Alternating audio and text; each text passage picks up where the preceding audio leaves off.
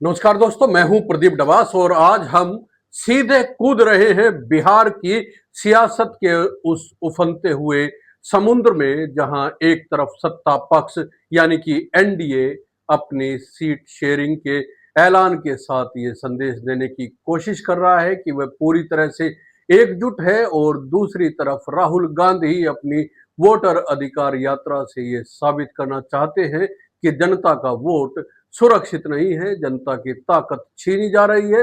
लेकिन इस बीच बिहार की राजनीति में ऐसा तूफान खड़ा हुआ है जिसने पूरे माहौल को और भी तनावपूर्ण बना दिया है। यह तूफान किसी नीतिगत बहस का नहीं है, यह तूफान किसी रचनात्मक विमर्श का भी नहीं है दोस्तों, लेकिन यह उस गाली गलौज का है जो मंच से भारत के प्रधानमंत्री नरेंद्र मोदी को दी गई। दोस्तों सोचिए जरा, क्या राजनीति इतनी गिर जाएगी कि देश के प्रधानमंत्री को खुले मंच से गालियां दी जाएंगी? क्या किसी लोकतांत्रिक समाज में यह स्वीकार किया जा सकता है कि चुनावी रैलियों में बहस और सवाल की जगह गाली गलौच ले ले? यह सिर्फ नरेंद्र मोदी का अपमान नहीं, बल्कि कहा जा सकता है कि देश की उस जनता का अपमान भी है जिसने प्रधानमंत्री को चुना है। और यही वजह है कि इस घटना ने पूरे बिहार की राजनीति में एक तरह से कहे कि भूचाल ला दिया है तो गलत नहीं होगा। हर तरफ इसकी निंदा हो रही है, और यहाँ तक कि जिस मंच से ये गाली दी गई उस मंच के नेताओं ने भी इसको लेकर खेद जताया है। दरभंगा जिले में राहुल गांधी की वोटर अधिकार यात्रा के दौरान मंच से प्रधानमंत्री और उनकी मां के लिए बेहद अपमानजनक शब्दों का इस्तेमाल किया गया। यह वीडियो सोशल मीडिया पर वायरल हो चुकी है और भाजपा नेताओं ने इस पर जमकर विरोध जताया है। पटना के गांधी मैदान थाना में भाजपा नेता कृष्ण सिंह कल्लू ने राहुल गांधी के खिलाफ एफआईआर दर्ज करवाई है। भाजपा का कहना है कि यह सिर्फ प्रधानमंत्री का नहीं बल्कि पूरे देश का अपमान है दोस्तों। और ये कहीं ना कहीं सही भी है, क्योंकि गाली गलौज की भाषा अगर मंचों से इस्तेमाल होने लगी तो फिर किस चीज का लोकतंत्र रह जाएगा। अब सवाल यही है कि आखिर इस माहौल में किस तरह की राजनीति हो रही है। क्या विपक्ष सिर्फ सत्ता पाने की भूख में इस हद तक गिर जाएगा कि प्रधानमंत्री और उनकी मां को गाली देना भी उन्हें राजनीति का हथियार लगेगा? भाजपा ने इसे दुर्भाग्यपूर्ण और शर्मनाक करार दिया है। उप मुख्यमंत्री सम्राट चौधरी ने कहा है कि यह घटना न सिर्फ राहुल गांधी की यात्रा को कलंकित करती है बल्कि ये कांग्रेस की मानसिकता को भी उजागर करती है।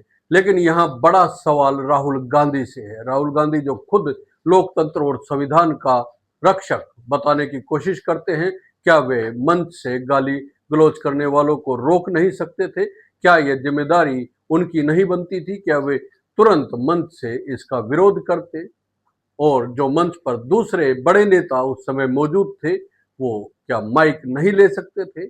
साफ साफ जनता से माफी नहीं मांगी जा सकती थी? लेकिन ऐसा नहीं होता हुआ दिखा दोस्तों, और यही वजह है कि भाजपा इस मामले को पूरी तरह से भुनाने में लग गई है। सोचिए दोस्तों, बिहार जैसे राज्य में जहां राजनीति पूरी तरह से जातीय समीकरणों और भावनात्मक मुद्दों पर टिकी होती है, वहां प्रधानमंत्री को गाली देने की घटना भाजपा को एक बड़ा नैरेटिव दे रही है।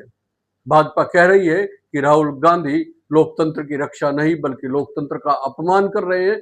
अब जरा ध्यान दीजिए एनडीए की ओर। एनडीए ने आखिरकार सीट शेयरिंग का फार्मूला फाइनल कर दिया है। बिहार में जनता दल यूनाइटेड को 102 सीटें मिली हैं, भाजपा को 101 और बाकी सीटें छोटे दलों को, यानी एक तरह से बराबरी का समझौता है। लेकिन सवाल यही है कि क्या यह बराबरी असल में ताकत का संतुलन है या फिर मजबूरी का खेल है? भाजपा कांग्रेस को तो घेर रही है, गाली देने वालों को घेरना ही चाहिए, लेकिन भाजपा जो हमेशा बिहार में खुद को बड़ा खिलाड़ी मानती रही है, इस बार नीतीश कुमार की जिद के आगे झुक गई। भाजपा ने साफ कर दिया है कि उसे हर हाल में नीतीश कुमार का साथ चाहिए ही चाहिए, क्योंकि अकेले बिहार में भाजपा के लिए जातीय समीकरणों का हल निकालना आसान नहीं है। वहीं नीतीश कुमार भी यह संदेश देना चाहते हैं कि भले ही उनकी ताकत घट गई हो, लेकिन उनके बिना भाजपा सरकार बनाने का सपना नहीं देख सकती। तो ये जो सीट शेयरिंग है वह दरअसल दोनों दलों की मजबूरियों का मेल है। भाजपा को नीतीश चाहिए और नीतीश को भाजपा चाहिए, और यही राजनीति का सच है। लेकिन सवाल यही उठता है, जब एनडीए अपनी मजबूरी को मजबूती की तरह पेश कर रहा है, तब क्या राहुल गांधी की यात्रा इस मजबूरी की पोल खोल पाएगी, जहां पर अब गाली गलौज की भाषा का इस्तेमाल होने लगा है। अब आते हैं राहुल गांधी की यात्रा पर। राहुल गांधी की वोटर अधिकार यात्रा का मकसद यह दिखाना है कि जनता का वोट सुरक्षित नहीं है, चुनाव आयोग पक्षपात कर रहा है और भाजपा वोट चुराकर सत्ता में आ रही है।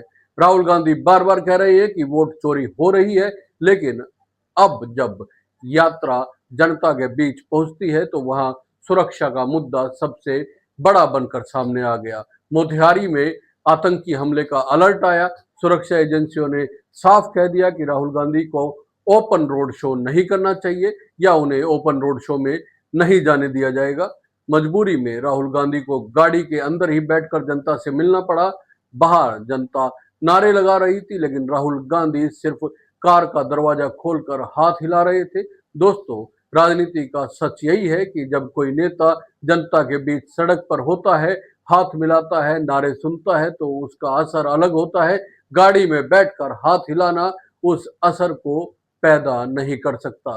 विपक्ष अब कह रहा है कि सरकार डर गई है और सुरक्षा का बहाना बनाकर राहुल को जनता से दूर रखा जा रहा है।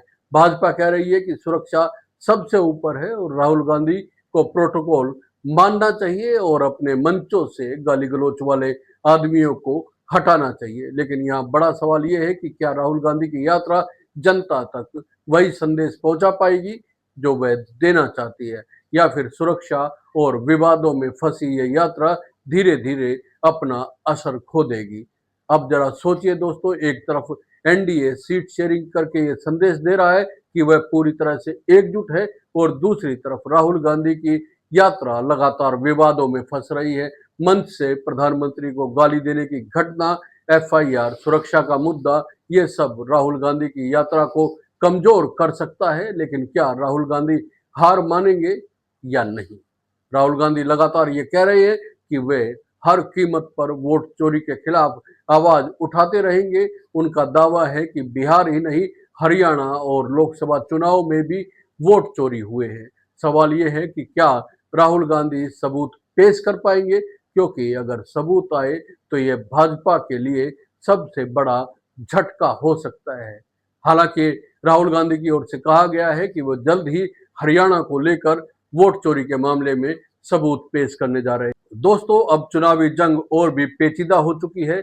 एक तरफ एनडीए अपनी मजबूरी को मजबूती दिखा रहा है, दूसरी तरफ राहुल गांधी अपनी यात्रा से विपक्ष की आवाज बुलंद करना चाहते हैं, लेकिन विवाद और सुरक्षा मुद्दा उनकी यात्राओं को लगातार कमजोर कर रहा है।